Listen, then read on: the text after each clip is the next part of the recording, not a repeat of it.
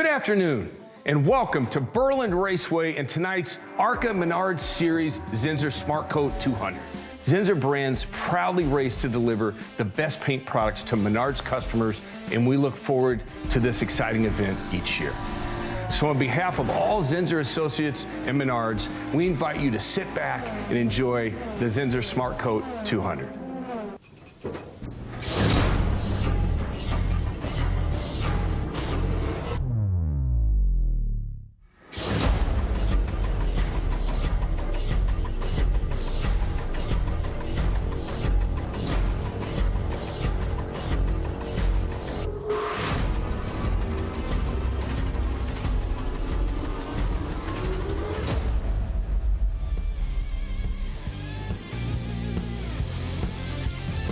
It's the halfway point in the season for the ARCA Menards Series, and the action is expected to boil over tonight with the Zinsser SmartCoat 200 at Berlin Raceway, round 4 of the Sioux Chief Showdown.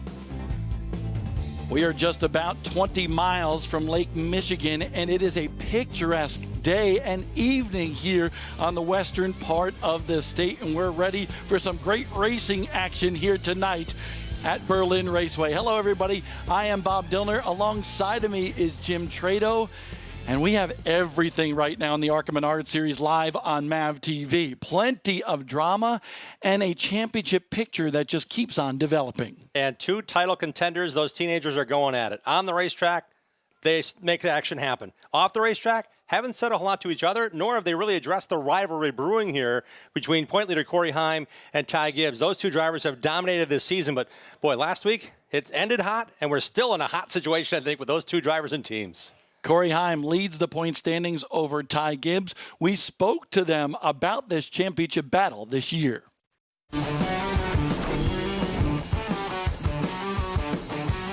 A lot of people have been asking me to single people out, and Ty especially. I think Ty's going to be a really good competitor. Obviously, he's very successful, and he's going to be very successful for the rest of the season. But I think, you know, to win a race, you got to beat everybody. You know what I mean? I want to win and bury them under the racetrack every weekend, and I hope all of them else want to do the same thing to me. But there's definitely some people that want to race harder, but that's just part of life. And I come to the racetrack, I race everybody equally. It's a waste of my time to even, you know, try to work myself up about it. So I like it like that. If you lose sight of what's in the present, I think it's going to be tough to close out that championship. And, you know, obviously we're on a bit of a hot streak right now, but you're going to have 2 bad races and be in the complete opposite position. So my job is to, you know, execute on every possible race, and by doing that, I don't think I can lose sight of the present. Definitely think of it as that I want to win it, you know, hopefully worse than all of them out here, and that's the point why I'm out here. I feel like I put in the work, and this is all I do in life. You know, I really love racing. I put all my efforts to it and all my time to it. I really work hard at it, I feel like. And so I don't really think there's a reason why we can't win it. And so we just got to hammer down. The speed racing definitely didn't help us for points, but we've got a lot of time left, and I feel like we're already making our way back closer to them.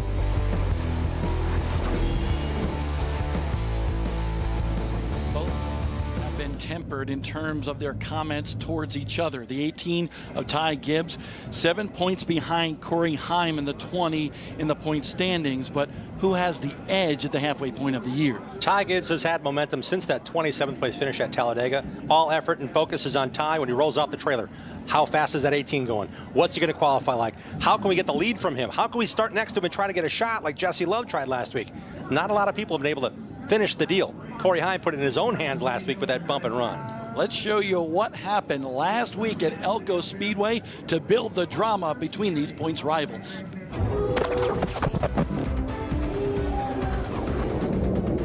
Restart now, which is a handful of laps to go. Bottom groove to the 3rd shelf did go Ty Gibbs, thanks to the front bumper of the 20th Corey Heim, our race leader.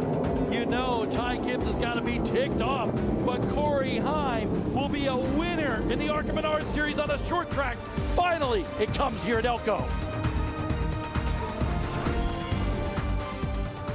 And I love when Dave Reeve asked Corey Heim in Victory Lane last week about that bump and run to get the lead when he shoved the 18 of Ty Gibbs until the fourth groove of the racetrack. And Corey Heim said he had one coming. So I wonder what he feels like this week. Let's go to Dave Reeve for more. Well, guys, one thing we know, fans love to debate it. The media, we love to dissect it, but let's face it, that bump and run has been around as long as there's been race cars. It produces drama, it produces intrigue, and for this man, it produced his 4th win of the year just 7 nights ago.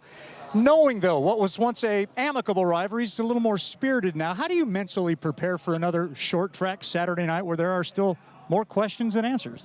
Yeah, I mean, it is a little bit different just with, the previous race and everything. But as far as preparation, I'm just doing the same thing I do every week. We come to win the race, come to sit on the pole, and I think we're a little off in practice and qualifying, but I think a lot of that's me. I need to get a little bit better. So, like I said, as far as preparation, preparing the exact same, and we're going to get ready for the race here. You replay anything of what happened 7 nights ago, or is that water under the bridge in your eyes? In my eyes, it's water under the bridge for sure. We're just here to try to prove ourselves and get some more speed out of our short track car. Good luck to you tonight. That man starts in the number 3 position, 1 spot behind the aforementioned 18 of Ty Gibbs. But take a look at these stats, Jim. Virtually equal, 1 win more for Ty Gibbs over Corey Heim. The one non-top 5 finish, Ty Gibbs 27th, Corey Himes was 7th. That's the difference in the points as well.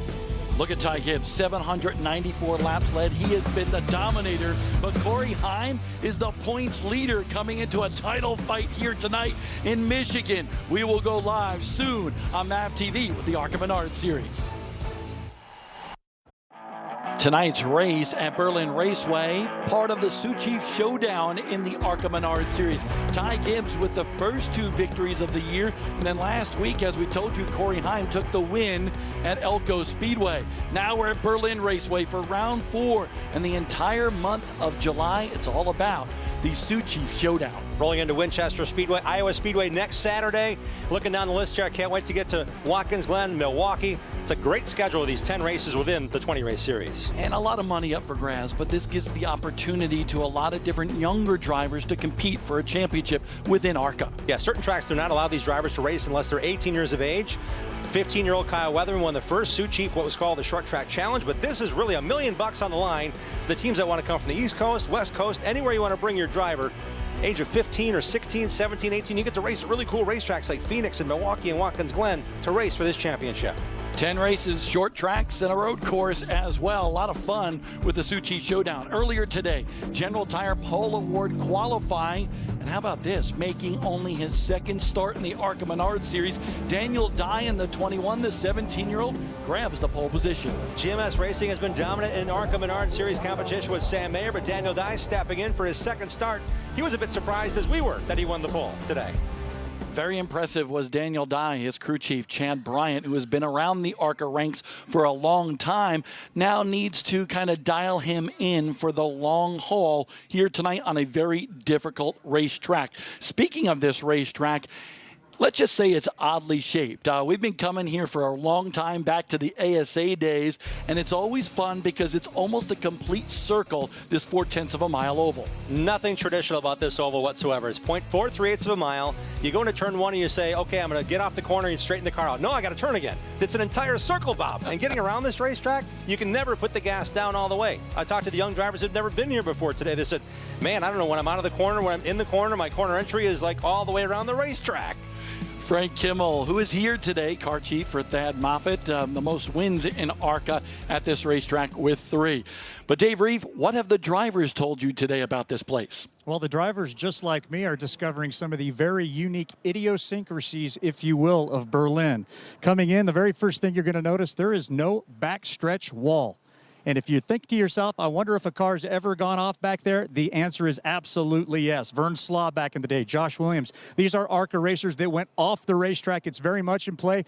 Big Bill Venturini told me, he says, you get a car over that wall down in that grass, you'll be lucky to roll it on the trailer. So watch for that. Also very unique, pit road here at this racetrack. It actually is on the inside of the middle of turns 1 and 2. And if you look behind me now here, it comes straight down the middle of this racetrack. Another thing that's unique about pit road. Take a look. The haulers are right here. The pit boxes are right here. And cars and drivers will come into their pit box, and instead of service being done from the left-hand side, it actually will come from this right-hand side. And from there, those drivers will pull back out onto the racetrack right on the front stretch, right off of turn 4. And then you talk about turn 4. It's its own uniqueness as well. We're talking about a sweeping left-hander into turn number 3 that quickly turns into a very, very sharp corner. Drivers are going to diamond that corner, dive below that yellow line. And with only 3 racers that have ever turned laps on this racetrack prior to tonight and a lot of fresh faces, I think I add up all that math to where this is going to be another short track Saturday night with some beating and banging going on in Berlin. What do you guys think? Agree with you, absolutely. And that turn 4 area is very tricky because when new drivers come here, they look at that yellow line, they figure, I need to be above it. But the fast way around most times is below it. Couple of feet below it off of turn number 4, and if you can keep that car down there, you've got something to get a pass done by the backstretch. It takes that long to get a run here on some drivers to pass them. Beautiful shot by the Lucas Oil chopper overhead here at Berlin Raceway, and a great crowd on hand here today. They've been waiting for this in the state of Michigan for more than a year. ARCA Racing back here at this racetrack, down trackside. Half of our retail partner Menards, let's get the Zinsser SmartCoat 200 underway. Drivers, start your engines.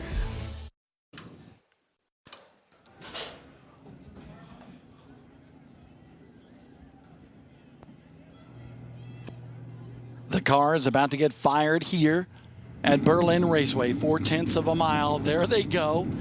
They got the cue just a couple seconds late, but a lot of drivers looking for a great run here tonight on this unique racetrack. You look at Daniel Dye. He will lead the field to the green flag in that GMS racing car in only his second start with the National Tour. He has an advantage. He talked to Mike Bursley, who is the track president here, former racer, owned an ARCA car that Carsten Hocevar broke into the ARCA Menard Series with. He talked to Daniel about nuances about getting around this racetrack, and Daniel said what he told me to do in turn 1 and 2, that's why I'm on the pole. He sought out the information. Mike Bursley, give him the credit. Half the money, it should go to him for the General Tire Pole Award. We'll see how Daniel does in the race. I think he'll do pretty good. A lot of talk about who's going to win here tonight. We'll find out. Green flag coming up next.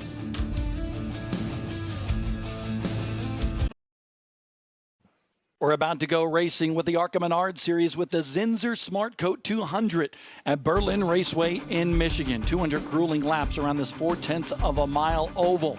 Let's take a look at the starting lineup for today's race. Round 4 of the Sioux Chief Showdown. On the front row for this one, a pair of teenagers. Daniel Dye, 17 years old. Ty Gibbs alongside of him in that Joe Gibbs racing car. I'm excited to see what Taylor Gray can do in his second race back from injury. That 16-year-old starts up in the 4th position. Jesse Love back there in row number 3. Nick Sanchez hoping to rebound. He's got 7 straight top 10s, but he didn't like last week's finish. Sitting back there in row number 4, Thad Moffat's first time here, as well as Morgan Alexander. Raced for Nice Motorsports last Friday on the dirt at Knoxville. He makes his debut tonight in that number 50. Gracie Trotter scored her best career ARCA finish 1 week ago with a podium run at Elko. And Mason Mingus is a former podium finisher here at Berlin Raceway back in 2013. Love to see what we're going to see tonight out of 2 young, hungry drivers. We're on board, the General Tire on board with Taylor Gray in that number 17. He'll start outside row number 2. He told me before the race, I've got nothing to lose. I'm not running for points. Let me at it. The other onboard camera will belong to the Solar Fit car, the number 21 of Daniel Dye, part of a Bounty Rookie Spotlight. Daniel Dye, great run for him. He was up into the top 5 consistently through last week's race, faded a little bit and finished in that 7th spot. But we're expecting big things out of that driver as he keeps on his progression within the stock car ranks. Helps a ton to have Chad Bryant on the GMS team behind him to get that first General Tire pole of the season. Here's what we're going to see tonight at Berlin Raceway with the Lucas Oil Race 411. 200 laps, that's just under 90 miles. Those race breaks are key. Laps 75 and 125, it will offer up these teams and drivers to discuss their cars and make some changes. They'll have to keep those left side tires from getting too buzzed. What I mean is they can actually light the tires up off the corner. If they got too much heat in those tires, man, it's going to cause a whole lot of wear because they want to save those for the lap 125 break after changing 2 at lap 75 if all goes to plan. What do you think we're going to see out of some of these drivers early on? Aggressive moves or pure patience? We're going to see some rabbits getting out there, getting some pace. I think Ty Gibbs wants to say, you know what, I'm going to take this thing and lead it. Daniel Dye has something to prove. He's got a young driver that's got some experience, not a ton at this level. I think he'll want to stay on pace with Ty. That may make Daniel maybe lose his stuff, use his stuff before we get going here. I really believe the fast cars might be coming back to these teams by lap 75 when we go to that first race break. Paul Chaddock will wave the green flag for the ARCA Menard Series event at Berlin Raceway. It's time to have a big old ARCA party in the Wolverine State tonight.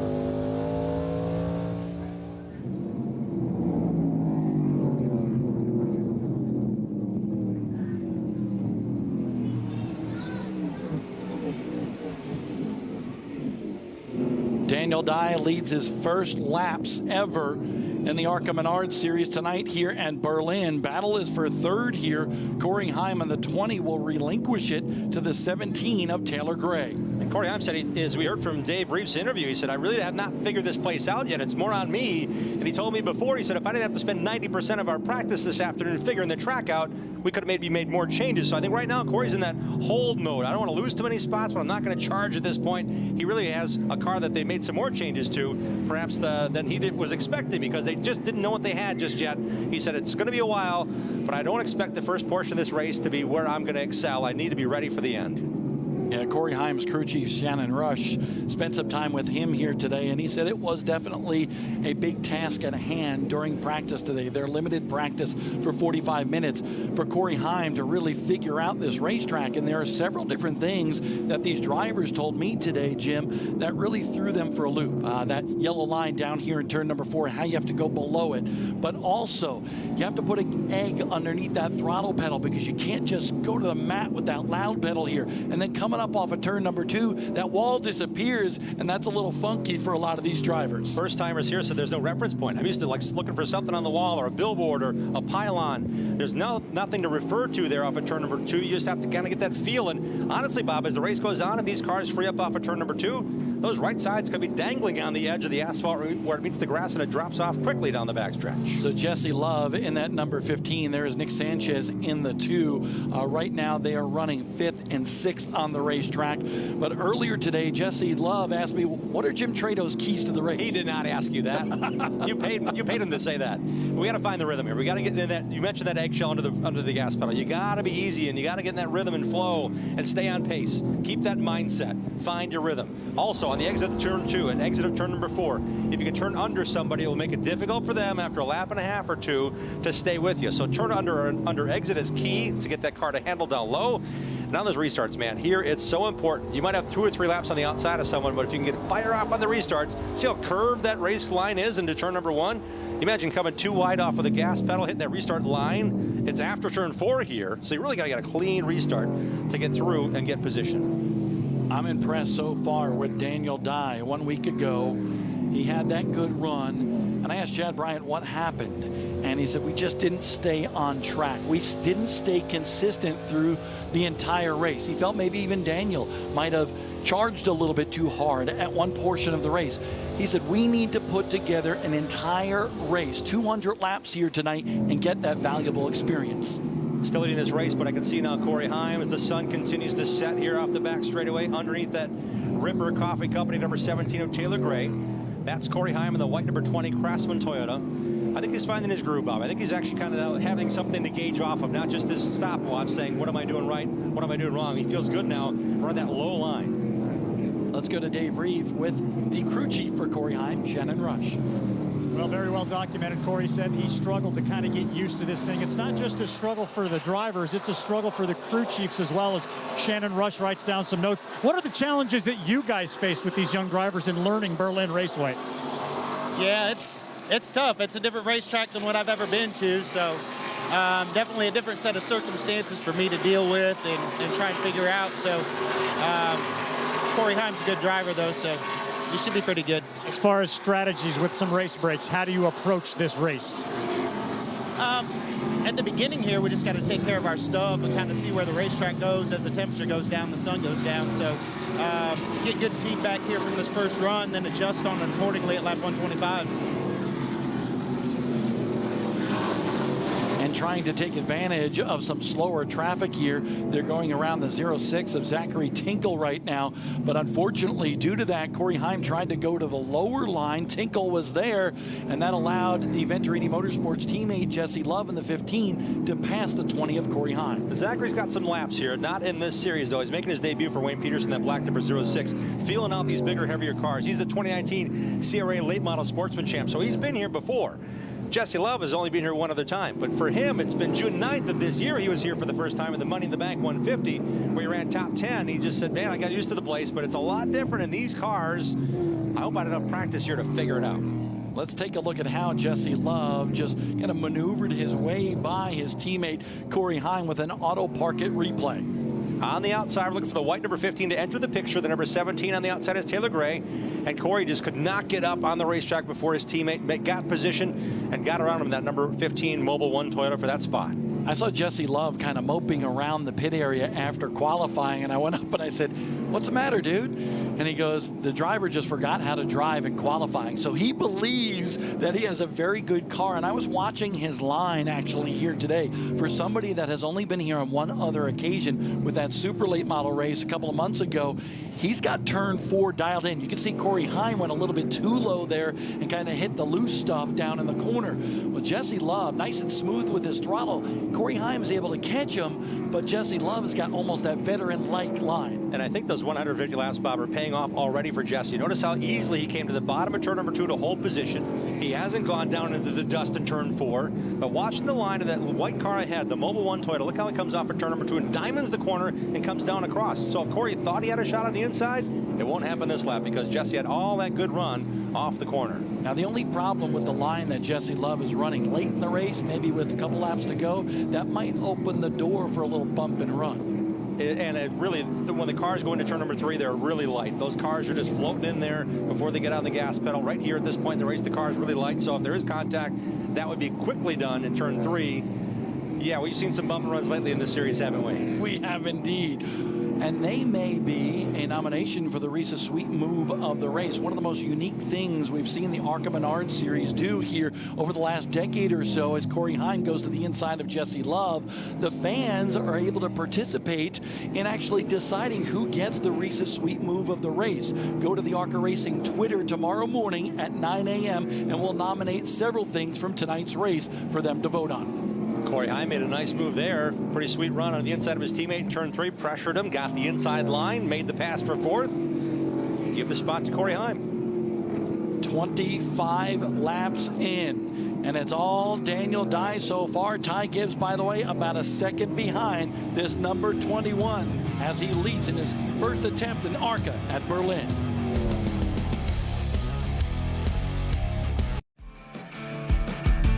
The ARCA Menard Series is brought to you by General Tire, anywhere is possible. Bounty, the quicker picker-upper. And by Menards, save big money at Menards.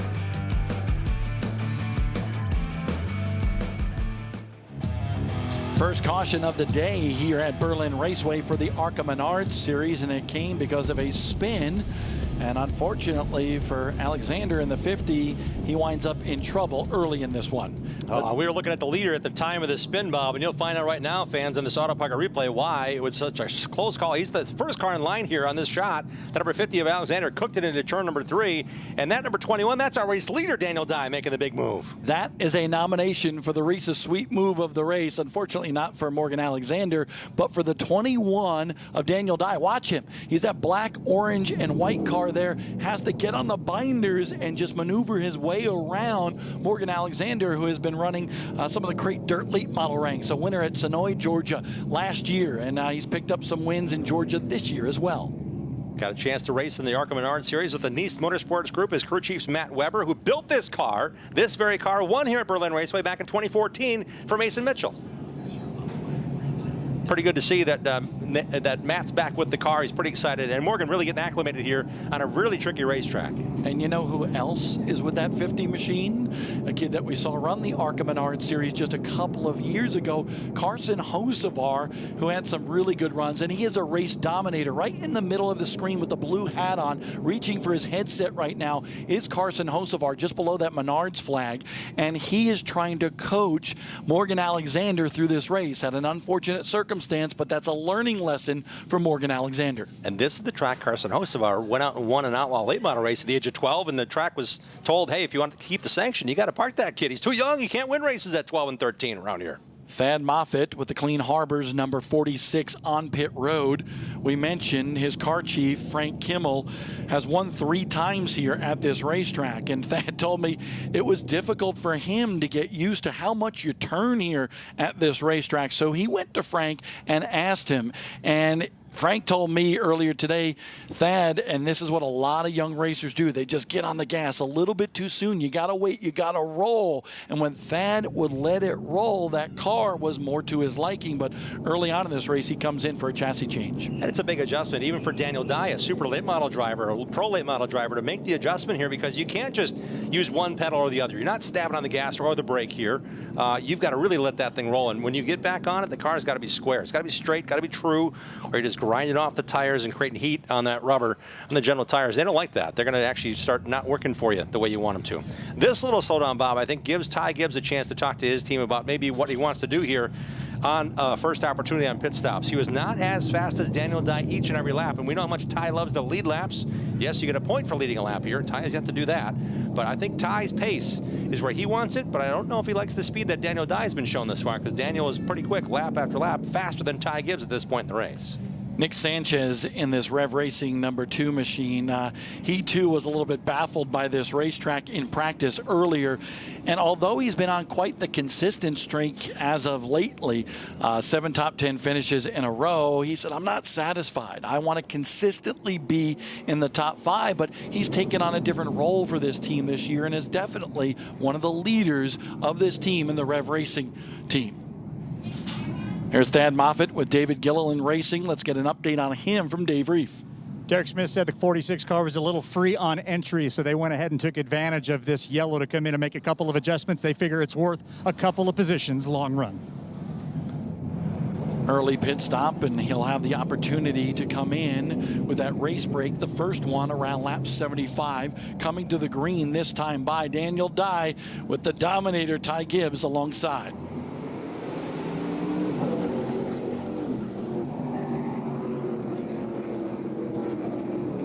That was a Ty Gibbs-esque launch by Daniel Dye there to get that lead. Nice run. On board with the General Tire camera as Taylor Gray works to the inside of Ty Gibbs. Look at how Ty Gibbs just kind of squeezes him down on the bottom of the racetrack. Still trying to learn what that bottom groove really is, because that car was 3 feet below the yellow line coming off of turn number 4 that time. Great perspective of how tight the racing is for the ARCA Menard Series at Berlin Raceway from that camera shot. Ty Gibbs, a big surprise though, I think you alluded to it, Jim, especially at Elko. Ty Gibbs dominated the restarts, just crushed everybody on the restarts. But here it's Daniel Dye getting the job done early in this race. It's about that patience, about the setting the pace. And Ty, I think, is perhaps being told by his crew chief, Mark McFarland, has done a whole lot of work here, whether it be with MDM, and they ran really well here in 2018, the last time the ARCA Menard Series raced here. But getting that right speed and getting that right feel is what Ty's working on. If Daniel Dye's faster and faster on restarts, that's the first time that I think Ty Gibbs has been beat clear on a restart at this point in the race, at any race this year or last year when Ty's on the front row. Third place is this 17 machine for Taylor Gray. He ran Phoenix earlier this year and then had an automobile incident. A broken or fractured ankle, fractured foot, fractured vertebrae, trouble with his spine, surgeries. He's got metal rods and pins and so forth. He returned to racing 1 week ago at Elko, had a good top 5 run, and I asked his crew chief, Chad Johnson, afterwards, I said, how was he? And he said, well, he was a little bit more sore than he thought he would be, a little bit more fatigued, but they made some changes to that insert in that seat to hopefully help Taylor Gray throughout this grueling race. He also was one of the couple of drivers who say, hey, teenagers can run all day. No, they got pretty hot in the car last week at Elko Speedway.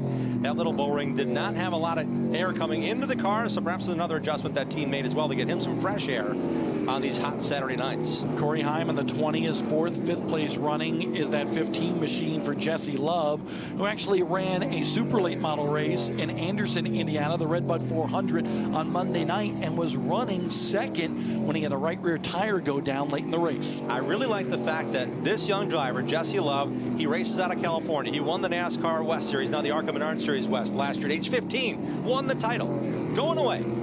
Now he comes to this series, and what he's also been able to do is transition from dirt midgets into what else he does besides full-time in the ARCA Menard Series when he gets a chance. He races super late models, including that race on Monday at Anderson Speedway, a tight quarter mile. He also raced the Slayer Nationals. He also got a chance to race in several other races around the country outside of the ARCA Series. So getting him some seat time on pavement stock cars, I think it's paying off dividends. He finished second at Elko last week. Nick Sanchez is sixth at 25. Calico Machine is Gracie Trotter, who had a good run last week at Elko, that third place run. So she progresses nicely as she develops here in the ARCA Wars. She's still trying to figure this track out, though, Bob. I said, what do you think of it now after practice? So after last week, how do you prepare? She said, watching video, there's not a lot out there. That's the first go-to for these drivers, to get some kind of in-car camera time. They want to see what the car is doing, maybe pick up some throttle points. But she said, this track is so different than anywhere else I've raced. I said, any comparison to anywhere? She said, no, it's just so different. The backstretch wall is not there.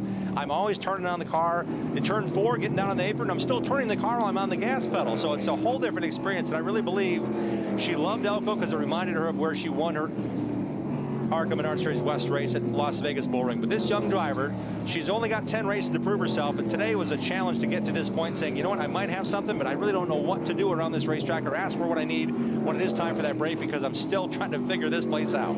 Trotter running in 7th, Thad Moffitt up to 8th, 9th Mason Mingus. So that's right now what we're seeing here on this racetrack. We got a lot to go here at Berlin Raceway. We're inching closer to the first race break in this one. Daniel Dye leads.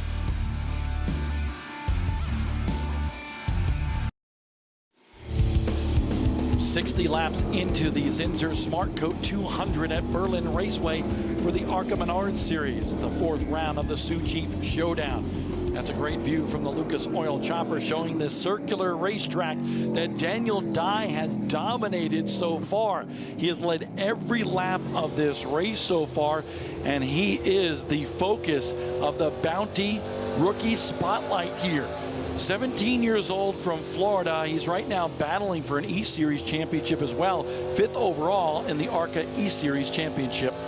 Ran some Super 8 models last year, some high-profile events at Bristol. Finished top 5 there. Finished 14th at the Snowball Derby. But getting this chance, first with Ben Kennedy Racing to run some ARCA Menard Series East last year, making that quick move over to GMS. This young driver's on a path. He wants to be with the best people. He finds the Chevrolet Driver's Edge development part of what he wants to be part of. He's got that opportunity now at GMS Racing as he takes over the spot, really, that Jack Wood vacated to do some more NASCAR truck racing. Hey, Dave Reef, what are they thinking about this 21 and Daniel Dye? Well, he is the ninth guy to drive for GMS Racing, and being on such a short track, it's a great vantage point to pick him up here off of turn number 2. Watch him scream through turns 3 and 4, and that's where we find Chad Bryant, the man who gave him this opportunity. What did you see in this young kid that he is showcasing tonight? Oh, I mean, Daniel's doing a great job tonight, but to answer your question, what did we see in Daniel? Is anytime a kid can go to a showcase race for the super late models like the Rattler and run in the top 3, compete with Steven Nasse, Bubba Pollard, Tom Majeski, all those people, they're really good. They got talent. Glad we got him. This is race number 3, and I feel like we're finally getting a little chemistry between the group of us. It's fun to watch us get back up front with the 21 car like they're so used to being. You're in contact with this team. How good is this team running right now? Do you have anything you really want to change coming up here in this first break? You know, he hasn't really said much about the car, which is a good thing. So really don't know where we are balance-wise, but right now we're obviously pretty decent. 18 can mirror our lap times. He's definitely got something for us, so we need to make it a little bit better. After the first 67 laps, untouchable for Chad Bryant. And Chad's got a great notebook here at Berlin Raceway. The last time we raced here was 2018. Chad Bryant owned a team that went to victory lane with Joe Graff Jr., his only win in the series. So to know what he has and what he can tell his driver about is a big-time advantage for Daniel Dye here at this racetrack. And prior to that, Dalton Sargent went to Victory Lane as well, and Chad had been part of that organization as well. Daniel Dye, though, he's just crushing the competition. That bounty on board, it makes it look like a nice Saturday night drive for him thus far. You notice where Chad was, way over there in turn 3. He's on the radio as much as the spotter. Sometimes crew chiefs don't want to hear a whole lot, don't want to say a whole lot, but Chad's out there telling his driver. And I've seen him walk the infield at a lot bigger tracks. He'll go out in the turn 3 at Pocono and stand there and watch his driver and give him some insights. The first race break, we're just about 5 laps from it. What can we expect from some of these teams on how these race breaks are designed and what they're allowed to do, Jim? Well, 1 week ago at Elko Speedway, a smaller track than this one, same situation. You had 6 tires in the pits. All the teams came to the first race break and changed 2 right side tires, meaning the left side tires had to stay on that car for over 100 laps. Oh, contact there between teammates. No, excuse me. That's the number 2 of Nick Sanchez going under Jesse Love. Sanchez, racing team now being heard from. He wanted to get by Jesse Love before this first race break. They have 6 tires in the pit area. To allude to what you're saying, do you take 2 now and 4 later, or vice versa? Jesse Love starting to fall back a little bit, and Sanchez very aggressive in that 2 machine. This 200 lap race, Sanchez wants to give it all he has here because the last segment of the race is about 75 laps, Bob. So if you're looking at how you want to manage this race, what do you have now, Nick? Do you have something for him? Did he save something for him? And Sanchez is getting that move done to get the position here by about 75 laps. That's about the duration of the end of the race from the last time they get to come to pit road to change tires. These 2 drivers, Sanchez now in the top 5, 12 seconds behind leader Daniel Dye, who is setting a torrid pace as we get closer, just about a lap away from that first race break. Great shot from Lucas L. Chopper off that turn number 4 run. The line hasn't changed much, just the grip level and the seconds on the clock have slowed these teams down about 1.2 seconds on race pace. So there's that first race break. All the drivers out there just breathing a sigh of relief, saying we need to make some changes to our car because that Daniel Dye number 21 is just dominant so far here today at Berlin. Daniel Dye from pro late models to super late models, and now warring with some of the best drivers in America in the ARCA Menard Series. We'll be right back to recap what happens on pit road from Berlin.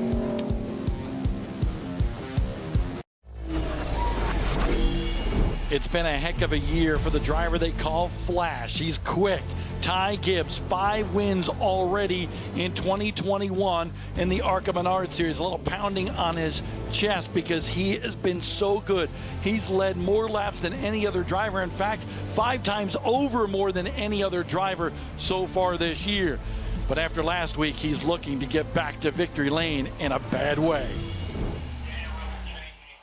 It's the first race break in the Zinsser SmartCoat 200 for the ARCA Menard Series at Berlin Raceway. What's going on pit road, Dave? Well, for the 18 and the 20, the 2 primary players in the points race for Ty Gibbs, just complaining a little bit about a car that's not carrying speed throughout the entire corner. Certainly would like to fire off it a little bit better. This is a team that is dialed into the right rear side of that car, making some shock adjustments. Meanwhile, for the 20 car, they have problems firing off of the corners as well, and they went through a right front, burned that right front off a little bit, so the crew has the hood up. They're actually making some top side adjustments to this race car, but Corey Heim and Shannon Rush say their car is not nearly as good as it's going to be after they make these changes. So watch for Corey Heim to get back into this race and start climbing up the leaderboard a little higher than 4th when we go green. Some work going on the 15 for Jesse Love. He comes on pit road 6th overall. Nick Sanchez in the 2 just moved by him. So lap traffic has been very interesting here for all of these drivers with some of the slower cars. We hear there's a little damage to the right side of Nick Sanchez's car as well. We'll fill you in when we return here to Berlin.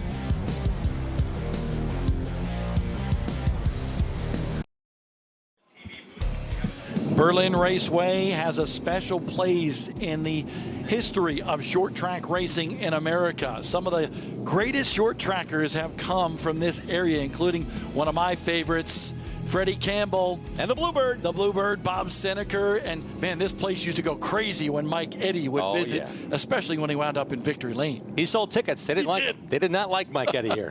Wrong side of Michigan for Mike, but he won a lot. Will they like Daniel Dye if he's able to pull into victory lane tonight? He's our Bounty Rookie Spotlight, and he's got a great run going, having led every single lap so far. Let's try to talk to him. Daniel, Jim Trado in the MAV TV booth. Your car looked pretty good for the first 77 laps. What did you do to adjust for what could be a 200-lap run to the checkers? Didn't do anything, man. Got a good piece. Chad Bryant's put together a good race car. Going green here, hopefully keep it. What did you ask for in changes as the tires wore on this car? Not a thing. Wish you well.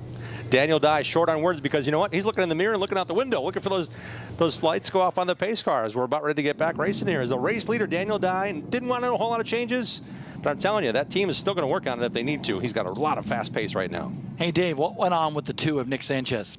Well, 7 straight top 10 runs for that number 2 car. They brought a new piece here. Nick Sanchez very excited about it, but got pinched on the front stretch by a lap car that forced him to go up.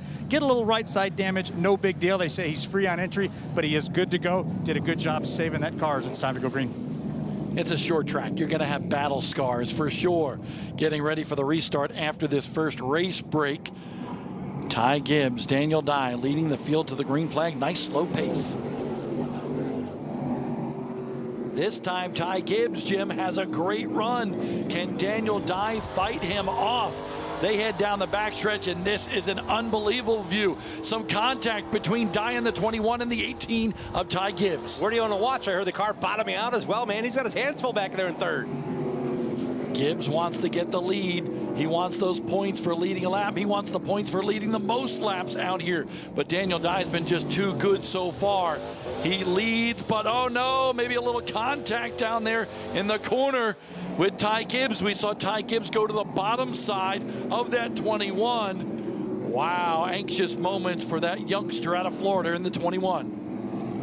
Daniel Dye took the lead and kept it to this point in the race, but Ty Gibbs did the crossover. We heard a little bit of a woo-woo on the gas pedal. Here's what happened. Ty Gibbs, we saw him go to the bottom. He dives down in there, slides high, can't keep it turned into the left rear quarter, and a great move by Daniel Dye, a nomination for the Reese's Sweet Move of the race. I'd say Ty Gibbs is equally worthy of a nomination because what he did is he got in the corner hot. Daniel came across his nose a bit. Ty let him recover. Ty could have driven right through that car or right past the car, but he let him gather it up. Good move on Ty Gibbs' part as well. Patience being exuded by the teenagers here at Berlin Raceway, which is one of the most difficult tracks on the circuit. Knowing the restarts are that critical, knowing how strong Daniel Dye had been on the only caution in the first portion of this race, he beat Ty Gibbs fair and square. So Ty Gibbs trying to get that maneuvering into turn 3 just didn't work that time as Daniel Dye had a lot of speed into turn 3, and you can see the racing line's not on the bottom of that line. That line is a square on the apron. So as they went through that corner, Ty Gibbs did what he did, and Daniel Dye also tried to race him hard and was able to recover. Behind Daniel Dye is that 18 of Ty Gibbs, and then behind that it's Corey Heim. So the top 2 in points getting closer and closer to each other. Mark McFarland is the crew chief on this 18, and I'm sure he made some changes to that car for Ty Gibbs in that race break. What can you tell us, Dave? I can definitely tell you that the last words of encouragement to the 18 before that green flag came out, it says this is about a 45-lap run. Now it's time to turn the wick up a little bit and get after it.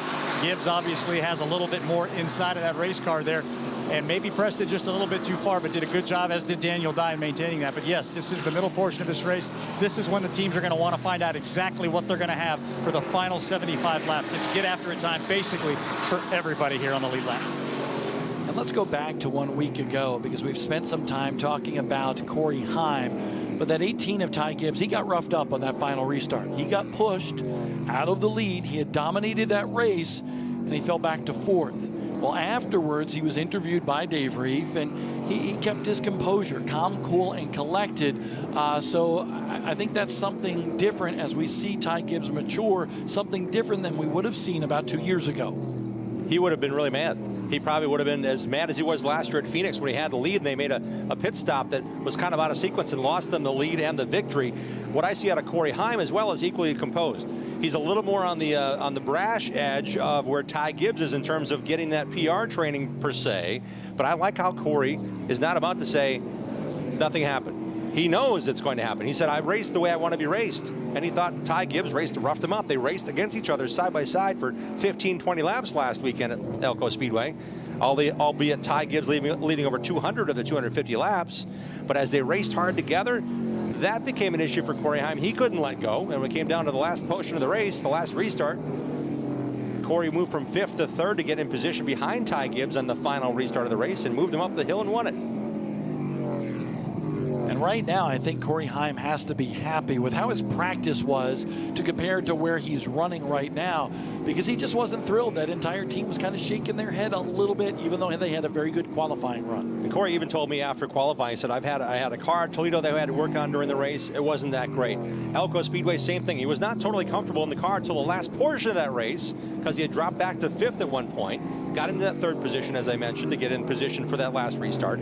But he said, I'm kind of in between where I was worse at Toledo than I was at Elko, but I'm kind of in between there, heading into the green flag tonight at Berlin. He said, I still got to figure this out.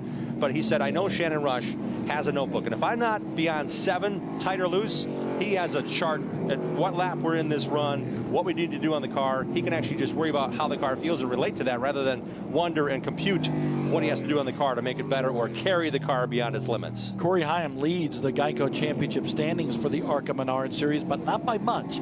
Just 7 markers over Ty Gibbs coming into this race. Thad Moffitt currently back there in 3rd, Nick Sanchez in 4th, and both of those drivers saying they need to turn things around. The drivers in 3rd and 4th in the standings to have a shot at this championship. That is Shannon Rush. He has been in the big leagues of NASCAR. He's been here in ARCA. He's been with Joe Gibbs Racing, by the way, with that 18 team a few years ago as a crew chief, and now he's battling that 18 car as a member of Venturini Motorsports for the championship. And he's been in the championship hunt with Michael Self as a driver last year. He went right down to the wire. He won a championship with Justin Haley in the ARCA Menard Series East just a few years ago. So in terms of battling it out at this level, Shannon's got a lot of experience, and he loves data. Can't get enough of it. He said, we have a program now at Venturini Motorsports where they can actually run models and simulations on the cars without the driver and the steering wheel. They can actually click a button and set different settings on the car. They measure every part. They weigh it, they scale it, they scan it. Pretty incredible, the detail that he has available to him to use to set these cars and make these changes. It's a science for sure for all these crew chiefs and engineers, but at the same time, there's a little old school feel to racing, sometimes some superstition as well. You mentioned Michael Self. This is the car that Corey Heim is running tonight, that Michael Self dominated that race at Pensacola a few years ago at Five Flags Speedway. And it's one of the best cars in the Venturini Motorsports stables. In fact, it's the same car that Corey Heim won with last week at Elko. I do believe Corey's got something that if he loves the car, he's going to run faster. He didn't like their super speedway car, the intermediate track car. They got rid of that one. They got him a different one at Pocono. He won the race. Laps ticking away. We're just under 25 until the next race break here at Berlin Raceway. Everyone calm, cool, and collected so far in this one.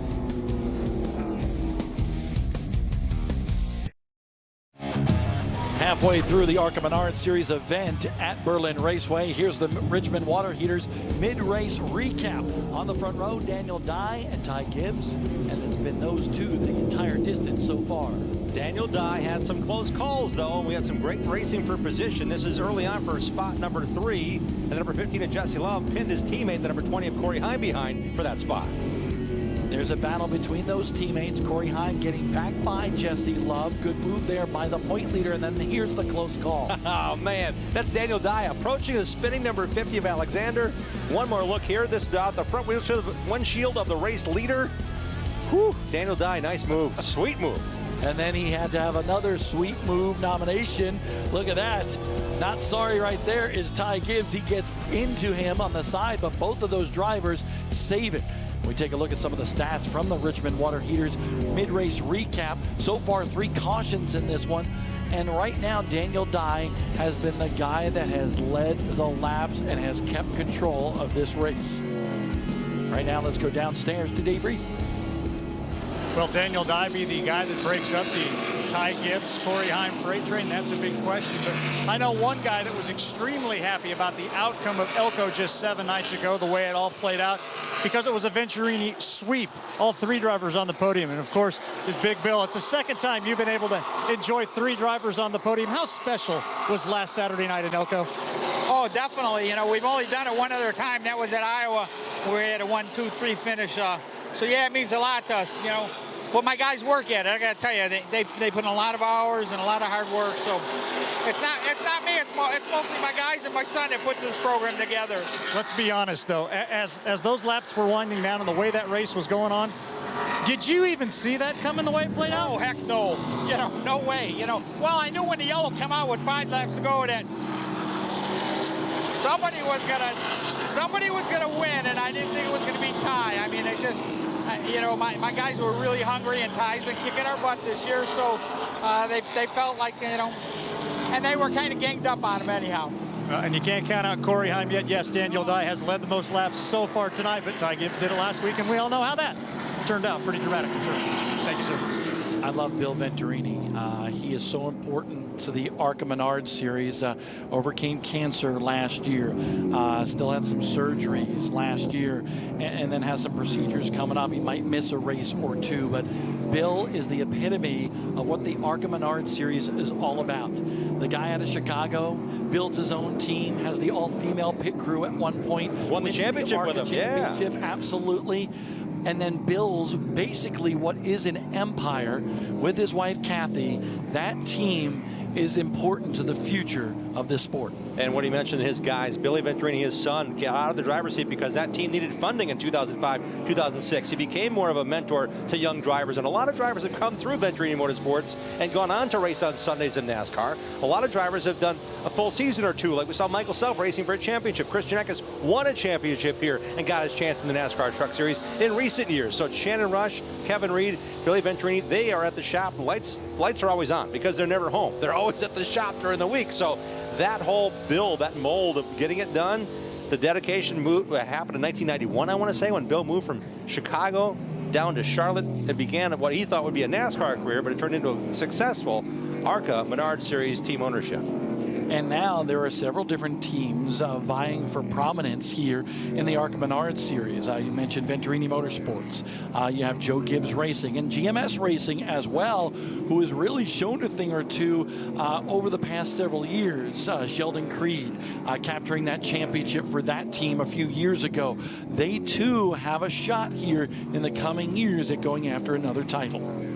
Building what they can and surrounding these young drivers. The Toyota Racing Development Program, all those Toyota drivers, these drivers have access to them. Chevrolet side, Kyle Larson is going to be in the same workout room as Daniel Dye on a given occasion, working their physical aspects of it and getting their workouts in and sitting down and analyzing tape together with Cup guys. Come on, that's all available, but that's made possible with these team relationships on this level on up through the NASCAR Cup Series with Chevrolet and Toyota taking the charge, and Ford Performance also putting together a nice program. Second race break, that yellow flag coming out now. Ty Gibbs in that 18 was about 1.6 seconds behind Daniel Dye. So I don't know if Ty Gibbs is just playing the patient game, saving his stuff. He found out last week that it really didn't work for him when he dominated the race. So he might be just saving things right now for a late race strike in this one. That was a quick 45-lap run. I mean, if you're thinking about making changes, you're running top 5 right now, this is the time to do it. We expect 4 General tires going on these cars during the second race break. One more chance for these teams, these drivers, to make some changes to these cars and get a little bit better for the final run. ARCA Menard Series is brought to you by Zinsser SmartCoat. Plan smart, buy smart, paint smart. Zinsser SmartCoat, available at Menards. Richmond Water Heaters, the water heater experts. Hers, forever good. And by Sioux Chief, America's manufacturer of plumbing, drainage, supply, and support products. Warren, Michigan is about 12 miles north of Grand Rapids, the second biggest city in the state of Michigan. Population here, about 3,000. Well, the crowd here tonight, I think all of them have come to the racetrack. We are under the second race break of this one. Daniel Dye has led the entire distance so far in that Solar Fit 21. Trying to get an advantage point. Here we see Chad Bryant. We talked to him. He's now on top of the landing there above the car, overlooking his crew, making the changes for Daniel, taking the windshield tear off on. They've got time here. This is not a timed pit stop. You won't lose spots on pit road. You can change tires. You can add fuel, not at the same time. It's really a nice way for these teams to get adjustments without the pressures, especially on this unique pit road. As Dave showed us, coming off of turn 1 and 2, you slice down the middle of the infield the wrong way, heading back to 3 and 4, and you make a hard left to get on the front stretch. So in the races I've been a part of, and you too, Bob, watching these guys, it got to be pretty scary down there, running from both sides of pit road for a big launch into what would be the end of pit road to get position. Here's what I like about this part of the year. In July, all live on MAV TV for the ARCA Menard Series, 4 distinctively different racetracks. We went from Elko, the tiniest track on the circuit, to this one, probably the most unique.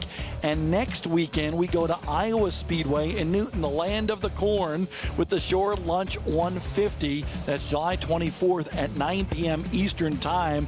The world's fastest short track is what they call it. And by the way, the end of the month, we go to the world's fastest half mile, the highest bank half mile in America, Winchester Speedway, on July 31st. And what's going on next Saturday right here on MAV TV? We're going to have the ARCA Menard Series East teams joining the ARCA Menard Series. We're expecting 24, 26 cars to race on that very fast 7/8 mile. It's going to be fun.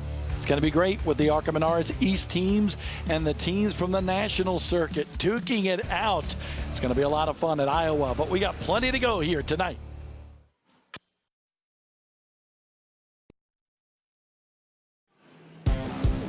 Beautiful sunset here near Grand Rapids, Michigan, near the shores of Lake Michigan. The Zinsser SmartCoat 200 for the ARCA Menard Series at Berlin Raceway. The race break number 2 is done. Taylor Gray is in the top 5. Jim Trado is going to try to chat with him.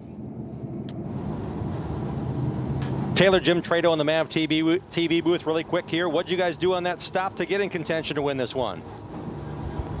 Oh, we just loosened up a little bit with this 4-tire stop. See where it puts us here. Just got to be patiently aggressive. We wish you well. I know it's 1 to go. I'll let you get back to business.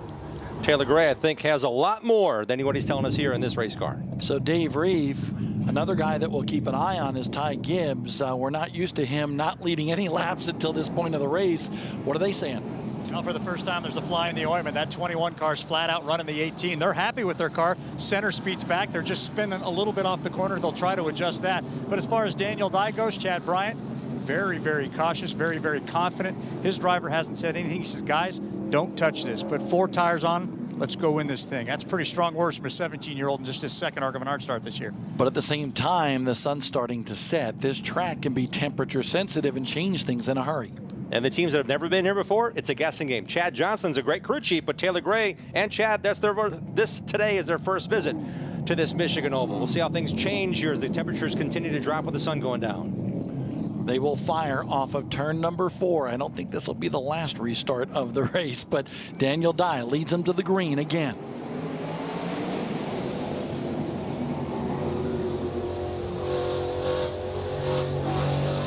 Contact between the top 2 in this one. Ty Gibbs dove it into turns 1 and 2.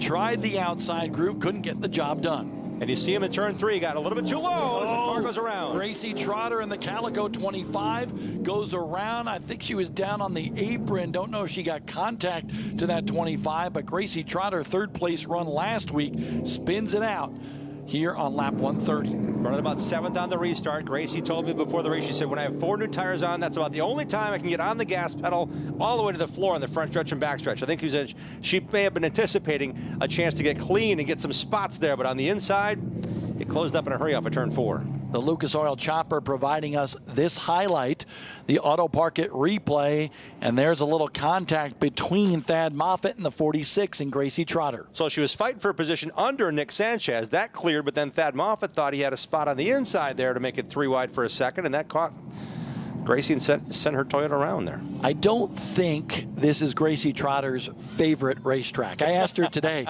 does it remind you of anything back on the West Coast that you ran with the ARCA Menards West? And she said, absolutely not. This is a one-of-a-kind racetrack. And she's run a lot of late model stock races all over the Southeast as well. So there's a lot to compare to in her brief racing career. But she's definitely, I asked her, I said, let me know after the race if you still think that it's an okay joint or it's a place that you may never really like, because it's really been a divisive racetrack. Either you like it and you get used to it, or you don't like coming here whatsoever. That's my experience anyway over the years. Hopefully she can straighten things out and get back in contention here after that spin. But that's fresh rubber that went sideways that little bit, so it'll take her a while to get those temps back in those tires. We've talked about just about everybody in the top 10 with the exception of one driver. And right now, that number 10 machine, Owen Smith, having a very good run here, hoping for a top 10 finish. He doesn't have one in ARCA competition after 14 starts. Well, he's got Tom All's family of dealerships. He's got the Double H Ranch on there. He's got Shulchesky Financial Group as well helping him. This is an effort that he's put together. He's going to graduate from the University of Northwest Ohio on August 5th. And he said, my bags are already packed. I'm heading down to Andy's shop to work. So through the UNOH program, tied to ARCA, brought him there as an opportunity to drive the hauler, work with the team on weekends. And now this driver gets a chance out of Virginia to go racing the ARCA Menard Series. And I think he's got a real good shot at his first top 10 here tonight. That motorsports program at UNOH is spectacular. Really provides people with some opportunities to learn the motorsports scene and possibly get themselves a job after they graduate. There is Thad Moffitt. We talked about that contact with Gracie Trotter, which brought out this caution. It looks like he's okay. Clean Harbor's a sponsor on his car. He's trying to look for funding to go a full year. So we're talking about a lot of guys fighting for a position, get that funding. We saw Thad now just duck to pit road here as we're about ready to go to green. So maybe there is something wrong with the 46 car. That's a bad break for the driver that came into today's race third in the standings, Dave. Well, the big concern is there on the right front, that contact that you were talking about. They're not sure if it's a tire rub. They're not sure if they have perhaps an engine issue, but the team quickly noticed that there was some smoke coming from that car. They've done a quick survey of the damage, and before, well, they're not going to make it back out here. But Moffitt is going to resume at the tail of this field.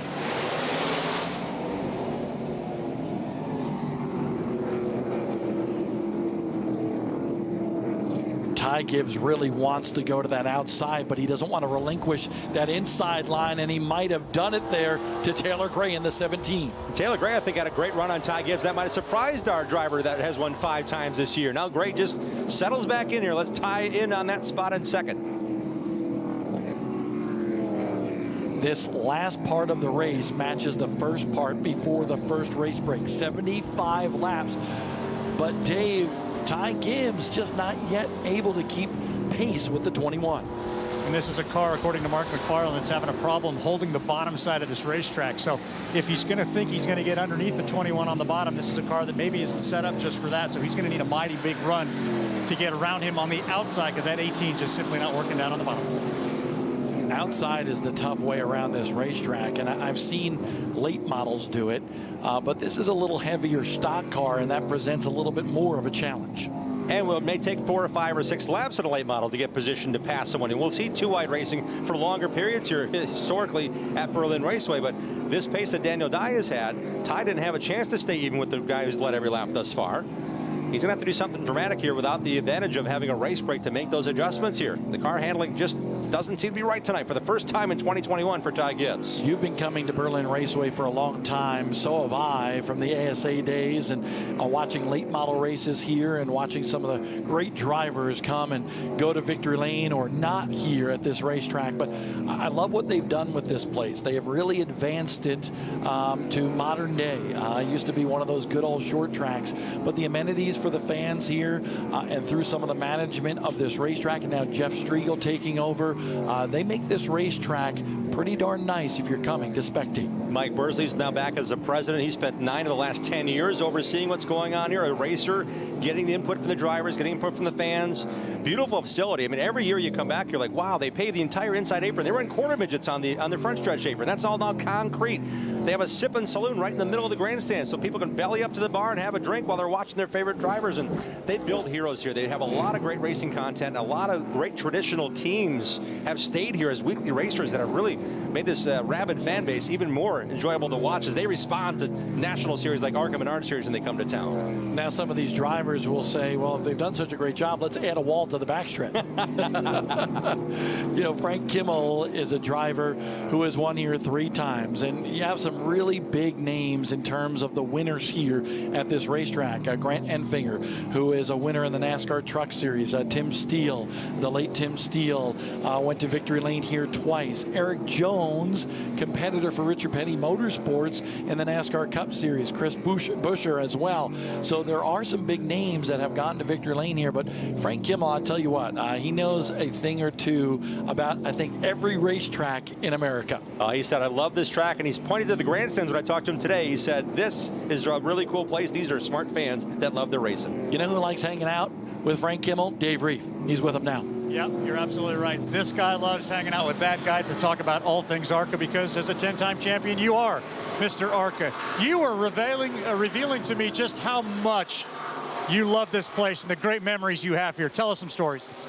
Well, it's just one hell of a racetrack, and the fans here are just second to none. And I remember coming here a long time ago, and we signed autographs till 1 o'clock in the morning or something. It was crazy, and ARCA cars have always put on such a good show here. But all the history and all the great drivers that's won here, it's a pretty special place just to get the opportunity to come race. You ready to go see Larry Clement in your old championship 46 in Iowa next week?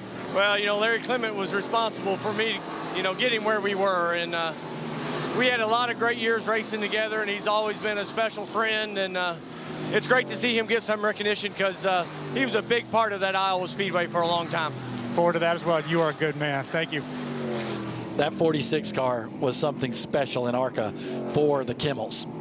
Great notoriety as well. National sponsor of the National Pork Board. They also had Advanced Auto Parts on their car. They brought a lot of profile. Show car program. It was a really top-notch deal. I do want to say one more thing about the winners list we showed you. Eric Jones winning here at age 15. Huge deal. Family was here hanging out. He waited after the race till everybody got an autograph. And I was amazed, and really the Venturini team that he came here with was really on top of their game to win that race. But I think that really helped him get another awareness level. Not just, hey, I won the Snowball Derby racing as Kyle Busch, but winning an ARCA Menard Series race made him eligible, really, for others to think about him beyond just being a late model driver, which I thought was a really cool night on a special partial schedule for him with Venturini when he's only 15 years of age to win here. That was a big deal in his home state. Just under 50 to go. We've seen this race so far be pretty steady, methodical, if you will. Do you think the complexion of the race changes in this final 50? Car handling is critical. Those 4 general tires they got at lap 125 under the competition caution, Bob, I believe the teams that made the right call are going to go forward, and the teams that are struggling, unfortunately for the 46 of Thad Moffitt, it's his team that's the obvious one among the points contenders, not having the best of times here. It's going to happen quickly, and teams are going to fall off the pace, and unfortunately, you had to get it right, and that's been 25, 27 laps from ago already. We got teams in the top 10 that are 9, 10 seconds off the pace of this young driver out of Florida, Daniel Dye, in the number 21. Thad Moffitt is now laps down, running in 10th, actually 1 lap down, right behind Owen Smith in that 10 machine. Let's ride on board with the Bounty camera and Daniel Dye and just see what it's like to race around this 4/10 of a mile oval here at Berlin.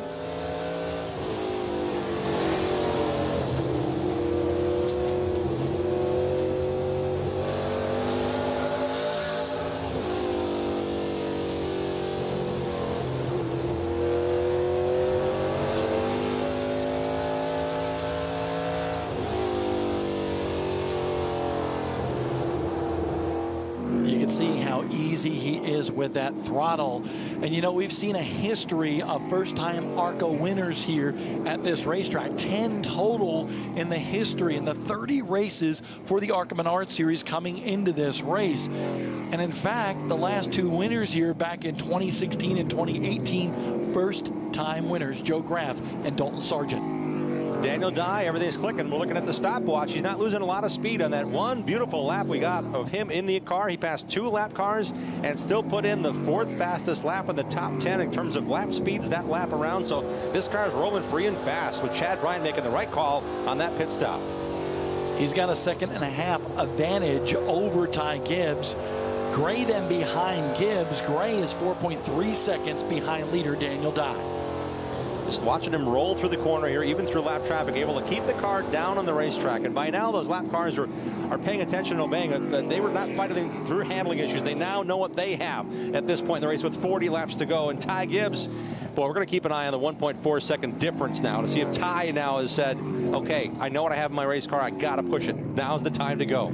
But listen, we can talk about how good Daniel Dye has been and that everybody made those changes and hasn't showed anything. A yellow flag and a couple of restarts will erase everything because all bets will be off at that point. Joe Graff Jr. won a race here in 2018. 2016, we won overtime after a lot of different things happened. The last 2 times here, I should say. 2016, Josh Williams racing for the win. He went off the backstretch. 2018, Joe Graff muscled his way into contention, popped a couple of cars out of the way. Green-white together finish. He ended up banging into Zane Smith and taking the lead away. I mean, there's a lot going on in the last 5 laps. So we get a late caution. It's going to be exciting. Ask and the Lucas Oil Production Studios will deliver. Let's take a look at that race from 2018, just a few years ago, and keep your eye on Joe Graff Jr. in the 77. Chandler Smith, so good in this race. He and Joe Graff went at it several times. Then late in the race, Zane Smith gets bumped by the 77 of Joe Graff, and watch this race to the line. That was for the lead and for the win. Joe Graff able to climb out victorious for the first and only time in his ARCA career. And he had a line of people that wanted to talk to him. Not just about what he ate for lunch or how he's going to celebrate. They wanted a piece of Joe Graff that night. Yeah, there was a little contact with Chandler Smith. That contact with Zane Smith. Oh, yes. Joe Graff Jr. laid it down that night to grab that victory. Will Daniel Dye do the same and become the third driver to win his first ARCA race consecutively at Berlin?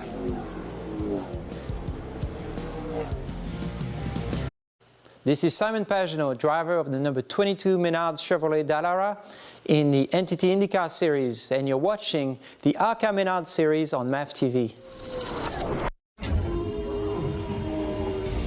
Menards has a great history in racing, especially here with the ARCA Menards Series. They have been involved with ARCA for the last 13 years. Great activation as well. Great partner. They've got sponsorship going throughout the series. Zinsser is only available at Menards stores. They're involved in this. They're buying in on how they can get exposure through racing at Menards, through the Menards partnership. I'm a customer too. I go to Menards many times, sometimes a little bit too much according to my wife Angie, and I've used the Zinsser SmartCoat. I tell you what, it does a great job. As far as primer goes, I had a on the house we bought a couple years ago.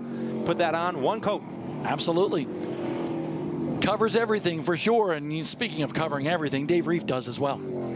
Well, we've got the NASCAR and NFL Hall of Famer, Coach Joe Gibbs, here watching his grandson see if he can pull a rabbit out of his hat. But in listening to the team's communications on racing electronics, Coach, not as fast as the 21. About 10 laps ago, they said, give me as hard a 5 laps as you can just to know what we have, because they are hoping, they are praying, if you will, for a late race caution. They figure that may be the only shot. He was in command of that last restart, but was in the worst spot because that bump came from Corey Heim and booted him out of the way and out of victory lane. Yeah, great look there at the number 11. Mason Mingus back in the ARCA Menards Series. He's raced really well in the ARCA Menards Series East. A couple of top 10 finishes this year with this team with Jeff McClure. Running the 11 here today. The team construction Ford, first time back in the ARCA Menards Series since 2017. He finished second here, Bob, and he knows this racetrack. That's how good the 18 is rolling, the 21's rolling. I mean, Mason's no slouch, and he can get it done, but not today. He's got a car that now just won a lap down for the first time. He's now back in 7th. Yeah, and Mingus is right behind the 18 there, and Mingus is a driver that, you know, changed his lifestyle. He's now married. He competed against Frank Kimmel a few years back and finished second in the standings to King Kimmel. But he is a driver that says, you know what, I want to have some fun. I don't want to compete full time. And that's something that you can do with the ARCA Menards Series as well. Running the family operations in Kentucky, and he did just that. He won the All-American 400 at Nashville. Not a surprise to some, surprised many by the speed he had late in that 400-lap race at the Nashville Fairgrounds Speedway just a few years ago in a partial run. He also had a chance to run here in the ARCA Menards Series last year, and he just said, I don't want to do that just yet. I've got some business to attend to. I can't put my full attention on it. So that team actually at Pensacola and Five Flag Speedway, they had a team all locked in with Mason as the driver, and Mason said, I can't make it. So they put another driver in the car instead. Corey Heim is the epitome of somebody that has gone through the racing ladder. He started out in Bandoleros down there in the deep south. Then he went to Legends Cars, won there as well. Late model stock cars, pro late models, super late models. Robbie Johnston, who is a person that we know well that works with our company, I asked him at one point, I said, how is Corey, you know, coming through the ranks? And he said he was always a very patient, aggressive driver. He was always one that was able to, you know, just play the mind game and go on the attack when he needed to get that victory. And Corey Heim is showing that maturity once again. A couple of years ago when he ran for Chad Bryant, he didn't have that killer instinct. Now he certainly does. He knows what he wants out of these race cars, especially with the help of Venturini Motorsports, and he's going after it. That point leader right now, and that would be, honestly, if he were able to capture the crown, capture this championship, to many, that would be a big upset. And what he's able to do is able to work with a team, Chad Bryant Racing, and as well as the Venturini Motorsports team. In his limited time in the ARCA Menard Series, just last 3 seasons, this is his 26th race, Bob. His worst finish is 11th. He has completed every race he's raced in. The 11th place finish came at Nashville Fairgrounds Speedway where the window net dropped and he had to come to pit road. Otherwise, it'd be top 10s. Considering the level of competition he's faced here while racing late models and super late models, Corey Haim's done an amazing job at this level. That's why Toyota has said, let's keep an eye on this guy. Let's give him a truck start at Darlington. His next will be in the Kyle Busch Motorsports truck in October at Martinsville Speedway. Taylor, very impressive story as well. He rides right behind Haim in that 4th spot in that Ripper Coffee Company number 17 for David Gilliland Racing. And we mentioned that automobile accident earlier this year.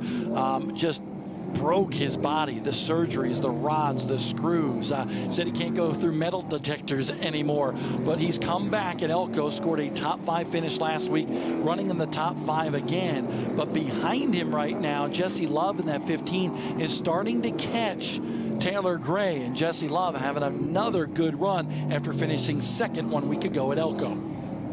And Jesse's found some speed here. He was actually 4 or 5 car lengths back, but through this traffic run, he's closing the gap on this Mobil 1 Toyota to the backside of Taylor Gray in that black number 17. Battling for 4th here with the number 25 Gracie Trotter now just going down a lap for the first time. And just to give you some perspective right now, there are only 2 drivers in the 17-second bracket, and that's Daniel Dye and Ty Gibbs. And by the way, the last lap, Ty Gibbs was 0.2 of a second faster than Daniel Dye, even though the margin between those 2 is 2 seconds.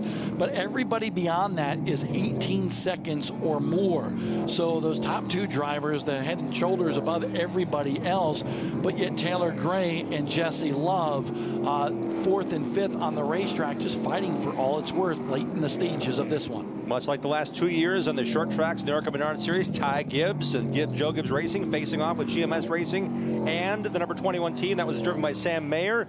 They're now the 2 storylines again after the end of this one tonight. Berlin Raceway providing that GMS Racing with Chad Bryant, and a whole new cast of drivers, crew members have come to fore and have gotten that heavyweight fight, and they're in the rain, they're doing battle, and Daniel's able to hold on right now to the lead. How about 5 to go and only your 2nd ARCA race, and you're leading, closing in on your victory? What is he thinking right now? He got 50 laps in his super late model this week, Wednesday. He said that was really cool, but it felt a lot different to me. But that confidence, that young driver, surrounded by all those people we talked about, Chevy and Driver's Edge Development, getting Chad Bryant to sit down with this young driver and say, he's an aggressive guy. We got to calm him down in the race car sometimes. But his ability to pick out racing lines here shows me a ton. Not just because he's racing against a really good competition, but at a track totally foreign to him until this week. And he's risen to the occasion and beaten Ty Gibbs. Nobody's done that in the last couple of years. Sam Mayer and a few others when it comes to head-to-head competition here. Ty Gibbs has closed down the gap between 1st and 2nd, but he's running out of time. 1 second now, the disparity between 1st and 2nd. Is Daniel Dye just chilling out? There's Ty Gibbs. We'll be coming to the 1 to go this time. Can't go in the dirt now, Daniel. Stay true. 1 to go. Here comes Ty Gibbs in a huge run. Ty Gibbs closing in. Will he run out of time here? He's got 1 more shot down in turns 3 and 4, but unless he uses the front bumper, he's not going to be able to do it. And only his 2nd start in the ARCA Menard Series, 17-year-old Daniel Dye wins at Berlin. That's impressive.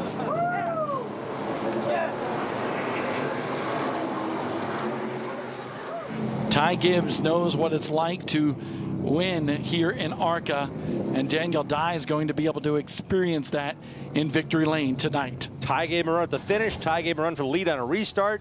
Daniel Dye answered each and every challenge. We're going to hear from him in Victory Lane tonight. First-time winner at ARCA Menard Series at Berlin Raceway. Would you say for the 3rd straight year? 3rd straight year. Awesome. Incredible.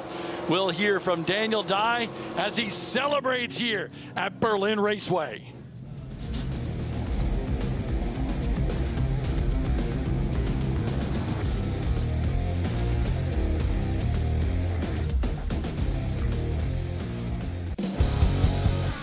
Daniel Dye becomes the 3rd winner of the season in the ARCA Menard Series.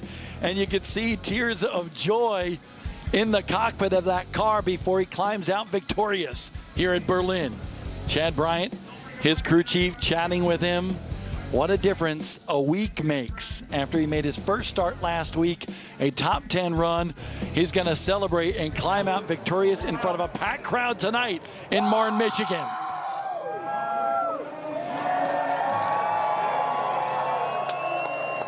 Dave Reef, he's in a state of disbelief. And you cannot keep a first-time winner from showing that pure Michigan emotion. How special a moment is this? I don't know, man. I'm freaking out. We led every lap. Ty got into me there. I thought it was over. Hanover, dude, I don't know. I don't have words right now. This is crazy. Beating Ty Gibbs and Corey Heim, and we led every lap. I'm worn out. It's unreal. It's so cool. The question was asked in the MAV TV booth. I guarantee everybody watching this race was asking and wondering the same thing. What is going on? How are you processing this race as the laps wind down and the pressure goes up? Chad just told me to think of it as a quarter midget race, and I want a lot of those things. So he calmed me down. He kept me focused. I just kept doing the same thing every lap, and I don't feel real quite yet. This is a dream come true. Just your second race too. I mean, I don't even know how you begin to quantify. I got the same understanding that you do. I don't know either, man. This is awesome. I'm so happy. What's the first phone call you're going to make when you get that cell phone back in your hand? I'm sure my Nana right now is blowing up my phone. I don't know. I probably won't get a chance to call somebody. She's probably still calling me right now. But my sister's watching at home. She's probably crying. My Nana's probably crying. It's just, Big time down in the Sunshine State, and I know there's a bunch of guys right here that want to get in ground and you congratulate you. Daniel Dye, congratulations, my friend. You got the win. Tomorrow morning, he's going to wake up in the hotel and have to pinch himself and think back, did I just win my first ARCA Menard Series event? He gets it done here. Third winner of the year. Gibbs and Corey Heim, who have won the other 9 races, finished second and third. Taylor Gray, his second straight top 5 run. Neither Ty Gibbs or Corey Heim led the most laps, or scored the point for the general tire pole. So they're going to go into the next race, just 1 point difference. Ty Gibbs gets just 1 point after the hard charge at the very end to run to second over Corey Heim, heading into Iowa. And how about this? Owen Smith records his first top 10 finish in ARCA. Great job by that Virginia short tracker. Good to see him back there in 9th. And Morgan Alexander, welcome to the ARCA Menard Series. Nice run for Nice Motorsports. A truck team bringing drivers and opportunities here to the ARCA Menard Series. I think it's a great marriage to bring drivers to ARCA to get them prepared for racing in other divisions. You like numerology? I do. Nick Sanchez, 8th straight top 10 finish. And how about his 3rd straight 6th place run? I'm sure he's not going to be happy with that. Also maybe not happy here tonight, who knows? Standing by with Dave Reef is Ty Gibbs. I guarantee it wasn't for a lack of trying. We know that Ty Gibbs put the pedal to the metal there and did everything he could, but it's not very often when you run into something like that. In fact, you've done it to a lot of people. Yeah, you've been dominant. Thank you. So, I feel like, overall we had a really good night. We just got beat there. Congratulations to Daniel and their team. They did a good job and they won. I just felt like we just lacked a little bit of speed. I feel like we'll go back and work on it. My guys never give up, and this is a part of the plan. So, I feel like the ingredients to winning sometimes is losing. You got to learn from it. It hadn't been that long since you were that guy the first time, and you've done it a lot of times. You remember what that emotion was like? Yeah, it's awesome getting your first win, and you have a bunch of heartbreaks before it, and you push through and get it. So, really cool for Daniel to get his win, and congratulations to him and their whole 21 group. So, we'll move on to Iowa. Unofficially closed it down to a single point, heading to the backside of this season. And he's pretty good at Iowa. In fact, I think he's been to victory lane there before, maybe last year. Ty Gibbs, 13 total wins in his young career in the ARCA Menard Series. But the first for the Floridian, the teenager, Daniel Dye. Getting the directions of where to stand, how to smile, and it's all starting to soak in for that young driver who really has had a chance at every level to perform. Ben Kennedy Racing, working him through the late models into the ARCA East Series platform, making that gamble to go to GMS Racing mid-season. They already started the East season and the ARCA Menard Series season and said, this is where I need to be. And for this success for this team, all built around Chad Bryant and his guys at GMS Racing, putting the effort forth with those resources. Congrats to their team and their first big win. Hey, Dave Reeve, with the way the day started for Corey Heim and that team, I'm sure he's pretty pleased with a third-place run. Absolutely. And, that short track Saturday night thing we thought might develop never really did. It was a pretty quiet race, a pretty consistent race. Overall, a third-place finish, another podium. You got to be pretty happy with that. Yeah, I mean, I'm not super thrilled by any means. Bottom line is I just got to get better. I started practice and it took me 99% of the time to figure the racetrack out, and I feel like I finally figured it out at the very end. So my Veteran Motorsports team made really good adjustments all day long, and Carson Camry was pretty good throughout the race. We just, I think we lost the rubber at 1.2, which kind of hurt us, but I think we're going to be really good next week, and I'm looking forward to it. Yeah, Iowa, get your thoughts about racing there in the Hawkeye State. Yeah, I'm really looking forward to Iowa. I haven't been there in a little bit, but it's one of my favorite tracks, so I'm looking forward to it. All right, we will see you next weekend. I redid the math, Bob. I think it's 6 points difference between Corey Heim and Ty Gibbs heading into next Saturday's race right here on MAV TV. Another podium run for Corey Heim. He came into this race with an average finish this year of 2.2. That shows you why he is the point leader. But remember that one blemish for Ty Gibbs really has been on the big track of Talladega when he was a victim of some other extracurricular activity by some other drivers. And they're both really good on the short tracks. When we see this run through the short tracks, we know Ty Gibbs is excellent on road courses. I'm wondering what it's going to be like as they project and think, okay, where are my strengths? Where's that other team? They are now looking square at each other in the eye saying, perhaps in closed-door meetings, what do we need to do at this racetrack? Where do we give up points? Where do we need to maximize our points for the remainder of the second half of the season? Taylor Gray finishes in fourth. Dave Reef, how's he feeling? Well, I think he's feeling, maybe with a few questions, but 450 laps of racing here in 7 days. How's the body feeling after all the things that you've been through? I feel good. I don't really, everyone kind of thinks I'm going to be sore or tired or whatever. And You're going to get old one day, and you will be. It's true. But, I feel good. I feel better than I thought I would coming out here and running these weekend to weekend. So, we struggled a little bit in that late race portion, but just kind of got to go back to Iowa and work on our stuff a little bit more and bring it back and see what we can do. How much of that is Berlin and just trying to adapt to this truly unique place? This place is definitely unique. Yeah, that's an understatement. But me and Berlin did not get well very long. I guess that's the better way to put it. All righty. Well, good job coming home in the fourth place. I love watching and listening to these drivers explain this racetrack because it can puzzle the best. I don't think he's on the list of people who like this place. He's very kind and cordial with what he just said there. This track, it's a love or hate deal. After the end of the race, and you go, wow, what just happened? He finished fourth. That's a big win for a driver that can tell you doesn't really like the uniqueness of this racetrack right now. Hey, Dave Reef, there was a lot of love going on here tonight in Berlin. There was a lot of love. Jesse Love trying to make this thing interesting, and he did another solid job coming home in the fifth position. Back-to-back weekends, a lot of laps here. I know you wanted it really, really bad. Probably wanted it again tonight, but again, a unique racetrack. What was the overall assessment level? Yeah, coming off our second last week, we wanted some more this weekend, and I don't really know. I guess the only way to put it is we got beat this weekend, and I don't really know if we were really that bad at any certain point. We missed our mark, and we got to get a little bit better, and we'll come back to Iowa and be even stronger. So I got the best crew in the business working on it and getting us better. So got to thank Mobile One, Toyota, God, and everybody that helps me achieve my dreams and gives us some more motivation heading into next week.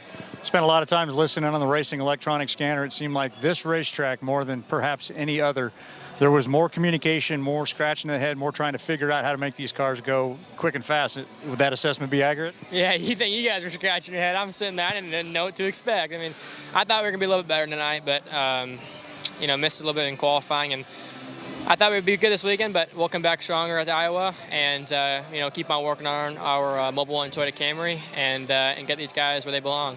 I know in the closing moments of a race, especially last week after such a dynamic finish, racing right now and still the heart's beating and the heart's racing and the head's thinking. When you get a couple of days to kind of sit back and think, are you going to remember Berlin as fun?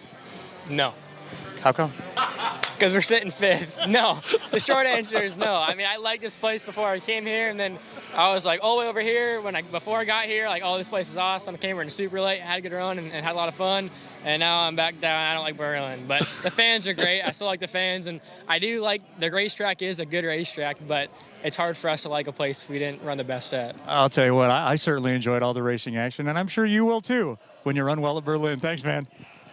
I think Jesse will only be happy if he winds up in victory lane someday at Berlin. And there is a 3-year plan for Jesse Love. They expect to run him, Toyota, and that whole development program in more races next year and possibly in the year following to go after a championship.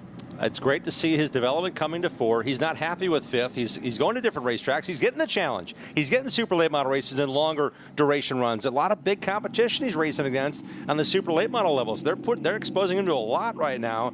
And for him to get all that backing and all that effort when he just turned 16 this year, the reason why it's a 3-year plan is he's got 18 to get to some of the bigger tracks and race for a full schedule, just like Ty Gibbs had to wait till last October when he finally turned 18 to get a chance to run full time here in this series. Daniel Dye's got some great hair, I'll tell you that as well. He's always been having that bushy hair, whether it's been in a late model or here at the ARCA Menard Series. Only a half a moon here tonight. That's why we didn't see the crazy action at Berlin. The ARCA Menard Series is brought to you by Auto Park It. The future of parking is here. See it at autoparkit.com. Reese's Peanut Butter Cups. Reese's, not sorry. And by Lucas Oil. Keep that engine alive. Welcome back to Berlin Raceway in Marne, Michigan. The Zinsser SmartCoat 200 has concluded round 4 of the Sioux Chief Showdown. It was a dominant performance by Daniel Dye here tonight, and he also dominates the nominations for the Reese's Sweet Move of the race. This is early on. Watch Morgan Alexander in the 50 spin, and Daniel Dye just misses him in turn 4. That was lap 33, Bob. This look tells you how close it could have been for Daniel Dye's ninth to go sideways. Daniel Dye also part of this one as well. Ty Gibbs going for the lead, dives to the bottom, slides high, and gets into the left rear quarter panel of the 21. Lit that car up. Look, listen, you can hear it just rev as he hit the gas to maintain control, and Ty did a nice move, giving him chances to recover there. And we did debate this one. The third nomination will be for Daniel Dye taking the checkered flag, but Jim Trado really wanted him crying in that car after all the joyful, triumphant celebrations. The sweetness of a win at this level at age 17, yeah, I'd say that's worthy of a Reese's Sweet Move of the Race nomination. You can pick the Reese's Sweet Move of the race. Go to the Twitter that ARCA Racing has and decide amongst those 3 nominations. That begins tomorrow morning at 9 a.m. Wow, incredible. So for Dave Reeve, Jim Trado, and everybody at Lucas Oil Production Studios, I'm Bob Dillner saying thanks for watching and congratulations.